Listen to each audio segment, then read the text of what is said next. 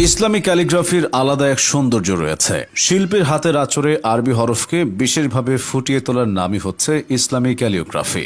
আরবি ক্যালিগ্রাফির নকশা বেশ জটিল হয়, তাই যে কারো পক্ষে এই ক্যালিগ্রাফি করা সম্ভব না। ক্যালিগ্রাফি এমন সম্মোহনী এক শিল্প যা আরব অনারব সবাইকে তার সৌন্দর্যের প্রতি মোহাচ্ছন্ন করতে পারে। মহান আল্লাহর নাম ও কালেমায় শাহাদাত নিয়ে সবচেয়ে বেশি ক্যালিগ্রাফি করা হয়। এছাড়া মহানবী হযরত মুহাম্মদ সাল্লাল্লাহু আলাইহি ওয়াসাল্লামের নামও ক্যালিগ্রাফিতে ফুটিয়ে তোলা হয়। বাংলাদেশের আনাচে কানাচে অনেক মেধাবী শিল্পী রয়েছে যারা ভালো ক্যালিগ্রাফি করে। অনেক মাদ্রাসা ছাত্র ক্যালিগ্রাফিকে পেশা হিসেবে নিয়েছে, তবে বেশিরভাগই শখ ও ভালো লাগার জায়গা থেকে ক্যালিগ্রাফি করে। ক্যালিগ্রাফির বাংলা হলো অক্ষর শিল্প।